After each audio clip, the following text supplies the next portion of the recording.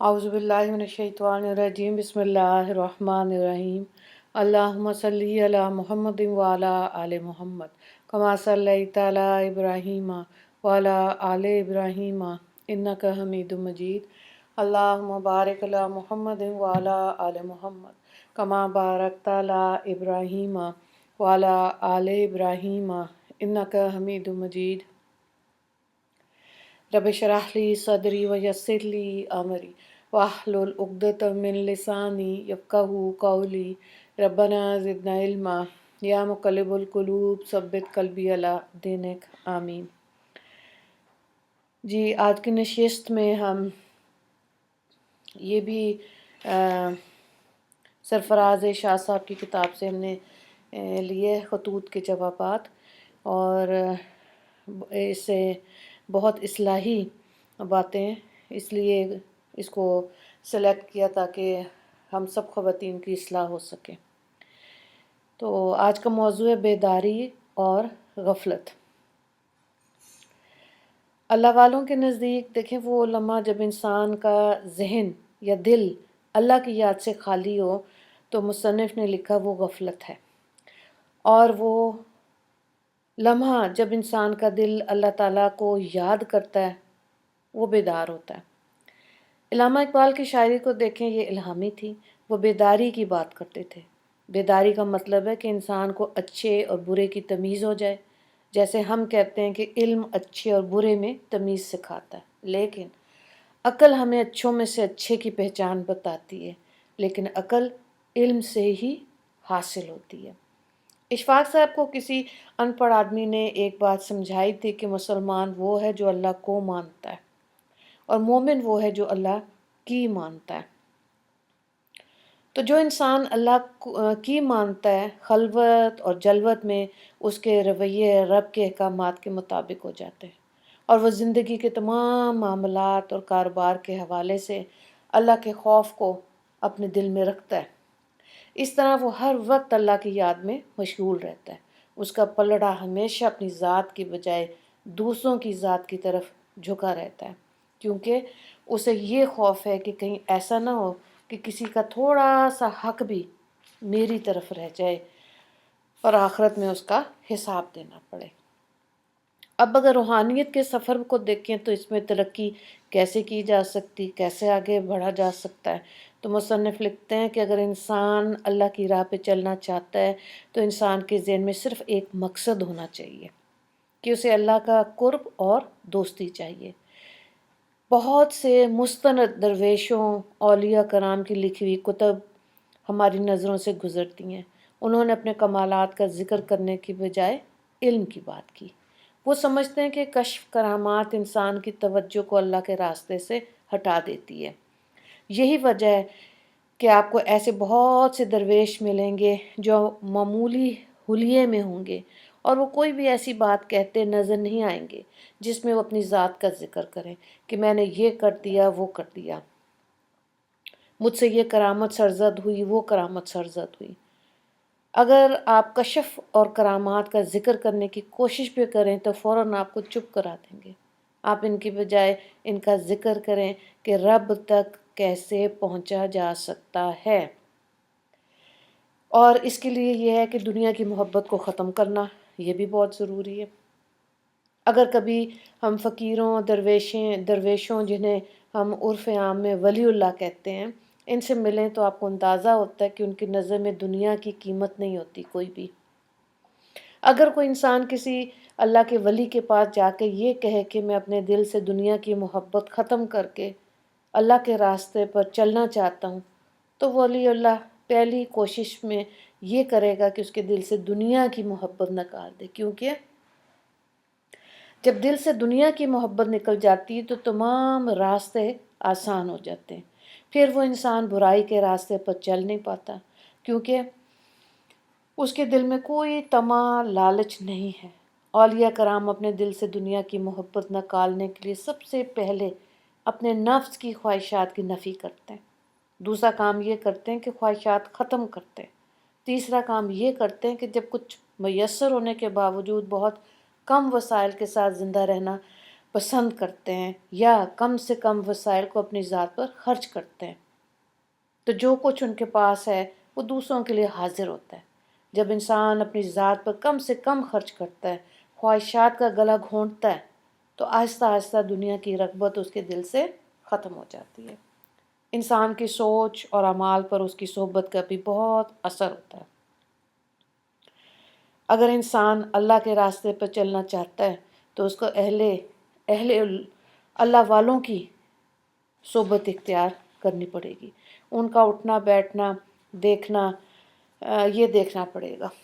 اسی طرح جب رب کا قرب اس قدر بڑھ جائے کہ ساری چیزیں انسان کے ذہن سے محو ہو جائیں، تو یہ رب تک پہنچنے کا راستہ، جس طرح ماں کے دل میں اترنے کا راستہ اس کے بچے سے پیار کرنا ہے، بالکل اسی طرح اللہ کے قریب آنے کا راستہ اس کی مخلوق سے پیار کرنا ہے۔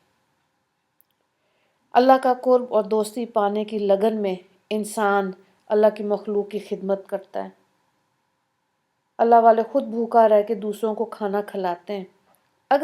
اگر اللہ والوں کے وسائل ہوں تو کھانا کھلانے کے ساتھ ساتھ دوسروں کی مدد کسی کے علم میں لائے بغیر بڑی خاموشی اور رازداری سے کر دیتے ہیں، اور وہ یہ سب اللہ کی رضا کے لیے کرتے ہیں۔ اللہ والے ہر طرح مخلوق خدا کی خدمت کرتے رہتے ہیں، لیکن چونکہ کھانا کھاتے ہوئے لوگ نظر آتے ہیں اس لیے ان کا پتہ چل جاتا ہے۔ اگلی چیز ہے اسماء الحسنہ، اس کا علم سیکھنا۔ یہ بہت بابرکت نام ہے اللہ کے، جن کو مانگنے کے بعد دعائیں قبول ہوتی ہیں، اور یقینی طور پہ انسان کسب سے یہ علم سیکھ سکتا ہے۔ دوسرا طریقہ یہ کہ انسان اللہ کا ہو جائے اور اللہ اسے اپنا بنا لے تو یہ علم اسے عطا ہو جائے گا۔ جب کوئی صاحب علم آپ کو بتاتا ہے کہ اللہ کا فلاں اسم اتنی بار پڑھنا شروع کر دیں، تو در حقیقت وہ غیر محسوس طریقے سے جان لیتا ہے کہ میرے سامنے بیٹھے انسان کی جسم اور روح کی کیمسٹری کیا ہے اور اس کی ذہنی کیفیات کیا ہے۔ کوئی بھی انسان جب اللہ کے ناموں کو اپنی زبان سے ادا کرتا ہے، تالو حلق سے ٹکراتا ہے، تو اس سے وائبریشن ہوتی ہے۔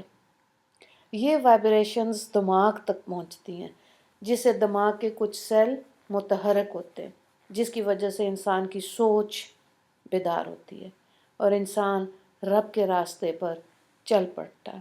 تو اسماء الحسنہ یہ کوشش کرنی چاہیے بچوں کے لیے بھی، اپنے لیے بھی، کہ زبانی یاد ہو جائے۔ نہیں ہوتے زبانی یاد تو کم از کم دیکھ کے روز پڑھنے چاہیے۔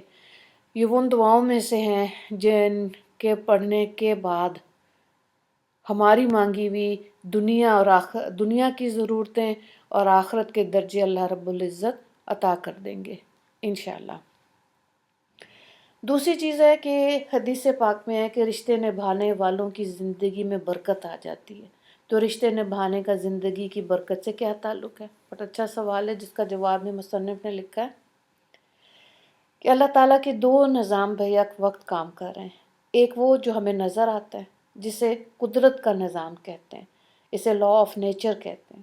اس کے علاوہ ایک دوسرا نظام ہے جو پردے کے پیچھے چھپا ہوا ہے، جیسے کہ اگر کسی کی جیب میں 100 روپے ہے اور اس میں 50 روپے کسی کو دے دیں تو بظاہر پیسے کم رہ جائیں گے، لیکن تجربہ یہ بتاتا ہے کہ ہر خدمت کرنے والے آدمی کی زندگی اور رزق میں برکت آ جاتی ہے۔ تو مصنف کہتے ہیں کہ ان کے فہم کے مطابق ایک محتاج آدمی کسی دوسرے محتاج کو کچھ نہیں دے سکتا۔ میں تو خود رب کا محتاج ہوں، میں کسی کو کیا دے سکتا ہوں؟ ہاں، یہ ضرور ہے کہ میرے رب نے جو مجھے عطا کیا اس سے میں دوسروں کی خدمت کروں۔ میں کسی کی خدمت تو کر سکتی ہوں لیکن کسی کو کچھ دے نہیں سکتی۔ ہماری آبزرویشن میں یہ آیا کہ ہر وہ آدمی جو دوسروں کی خدمت کرتا ہے، اللہ تعالیٰ اس کے رزق میں برکت عطا فرماتا ہے۔ یہ رب تعالیٰ کا وہ قانون ہے جو دنیاوی علم کے احاطے میں نہیں آتا۔ اسی طرح جو شخص رشتے نبھاتا ہے اس کی عمر اور رزق میں بھی برکت ہوتی ہے، اور وہ مصیبتوں سے بھی بچا رہتا ہے۔ شاید اس کی وجہ یہ ہے کہ وہ آدمی رشتے نبھا رہا ہے، ہر ایک کی خدمت کر رہا ہے، ہر ایک کے کام آ رہا ہے۔ جب اسے کسی سے کام پڑتا ہے تو لوگ بھی خوشی سے اس کا کام بغیر اسے کہے کر دیتے ہیں۔ یوں اس کی زندگی آسان اور بابرکت ہو جاتی ہے۔ جو شخص رشتے نبھاتا ہے روحانی طور پر بھی وہ مضبوط ہوتا ہے۔ اس کے اندر اس کی روحانی قوت مضبوط ہو جاتی ہے، کیونکہ یہ پازیٹیو سوچ ہے کہ میں رشتے نبھاؤں۔ یہی پازیٹیو تھنکنگ جو ہے وہ اس کو مضبوط کرتی ہے۔ اس کا نتیجہ یہ نکلتا ہے کہ جہاں بھی ایسا آدمی جائے گا اس کے سامنے والے شخص پر یوں اس کی وائبریشنز پڑتی ہیں کہ وہ لاشعوری طور پر مثبت سوچ کے حامل اس آدمی کو خوش آمدید کہے گا، نہ چاہتے ہوئے اس کے کام کر دے گا۔ انسان جب یہ سوچتا ہے کہ ہر چیز من جانب اللہ ہے، اس میں کوئی میرا کمال نہیں، جو اللہ نے اسے عطا کیا اس کو وہ تقسیم کر دیتا ہے، تو اللہ اس کی زندگی اور رزق میں برکت عطا کر دیتا ہے۔ جب انسان اللہ کی عطا کی ہوئی نعمتوں کو تقسیم کرتا ہے تو اس کی مثبت سوچوں کی وجہ سے اس کا اورا بہت روشن ہو جاتا ہے۔ تو اللہ تعالیٰ ہمیں صحیح معنی میں دین کی سمجھ لینے، شریعت کی تعلیمات پر عمل کرنے والا بنا دے سچے دل سے۔ تبھی ہمارے اندر اللہ تعالیٰ یہ روحانی قوت کو تیز کر دیں گے جب ہم اللہ کی مخلوق میں خیر بنیں گے۔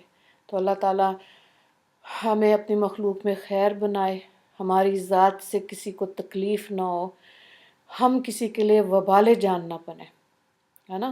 کیونکہ اگر ہماری ذات سے کسی کو تکلیف ہو رہی ہے تو اللہ کی طرف سے خیر اور برکتیں بھی ختم ہو جاتی ہیں۔ تو اللہ تعالیٰ جتنا وقت ہمارے پاس باقی رہ گیا ہے ہمیں صحیح سمجھ کی توفیق عطا فرمائے۔ وآخر دعوانا ان الحمد للہ رب العالمین۔ اللہم اغفر لی مسلمین والمسلمات والمؤمنین والمؤمنات۔ السلام علیکم ورحمۃ اللہ وبرکاتہ۔